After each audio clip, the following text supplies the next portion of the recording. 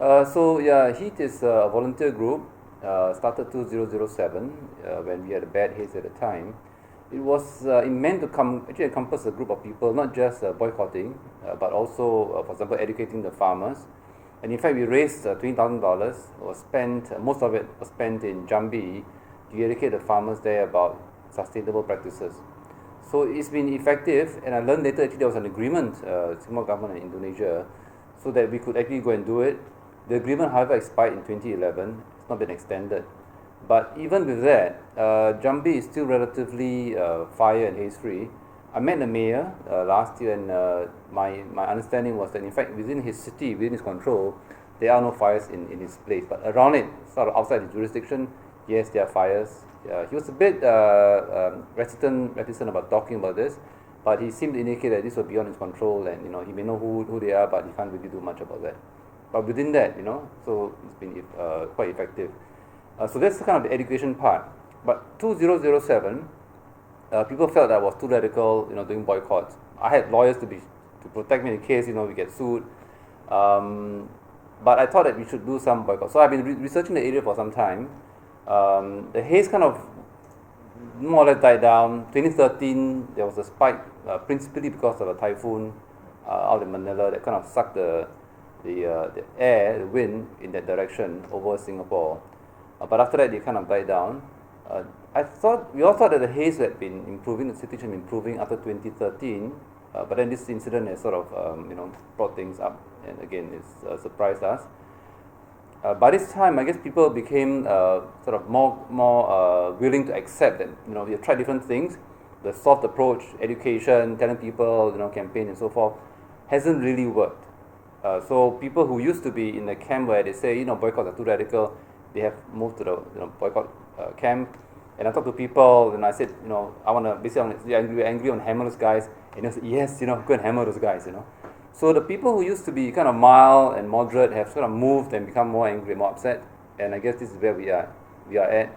The boycott is one, but the other one, of course, using the law that we have now, Transboundary Haze Pollution Act, passed in 2014, trying to get a group of people together to sue. And the reason for that, of course, is that each of us suffers in our own way, but the amount is substantial to each of us. I just got a notice from somebody this morning, spent $300 on some treatment, for some eye infection. But by itself, that's not a lot of money, for a suit, But for yourself, yeah, $300 is it's some money. So if you can band together and sue, then maybe it will make sense.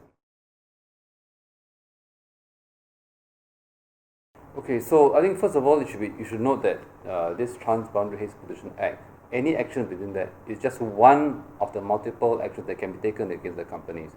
So you should keep in mind this is not the only thing happening.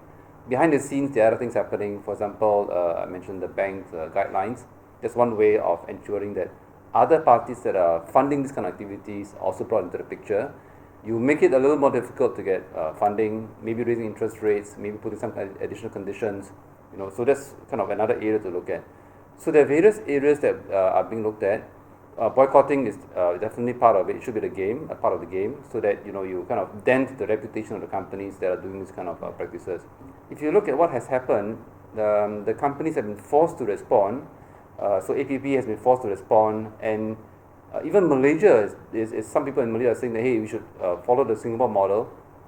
Have this act that can work against the companies that are practicing these things in Indonesia. It diffuses one of the tensions, and one of the tensions is that the companies that are doing the burning are based in Singapore. So it's been argument used against Singapore that hey, you guys, actually, it's not our companies that are doing the burning; it's your companies that are exploiting our resources and burning our land, and you are actually responsible for your own fate. So the act itself removes some of the political tension and say, no, you may be right that this is what is happening, but we are going after these companies as well. So that helps remove some of the political tension and also makes the companies more responsible and more accountable.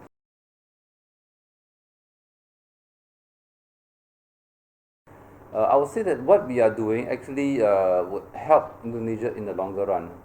One of the factors that plays into this is the issue of investment in Indonesia. And Indonesia has signed investment treaties with various countries. It's under obligation to fulfill those treaties, and I understand, in fact, some suits being considered for the breach of this treaty, in that the Haze has contributed to a drop in business of those companies that invested in those areas that are affected by the Haze. The Indonesian government is bound to act to protect these losses.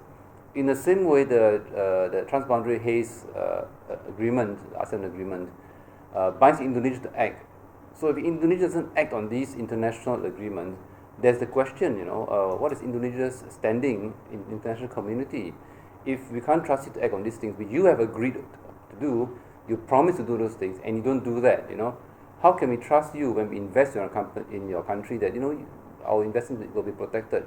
So there are other knock-on consequences. So if you just kind of say, well, let me brush off this Haze thing, then in the long run there are some negative consequences.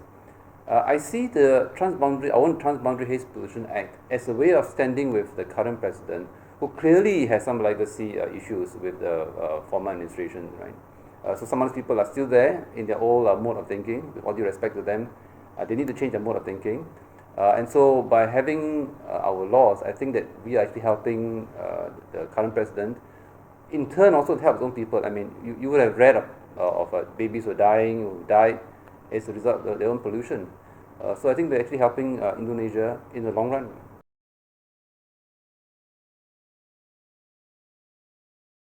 I think that when I first started, I had the same confusion, why would a paper company burn the trees, right? What would it burn? What benefit would there be?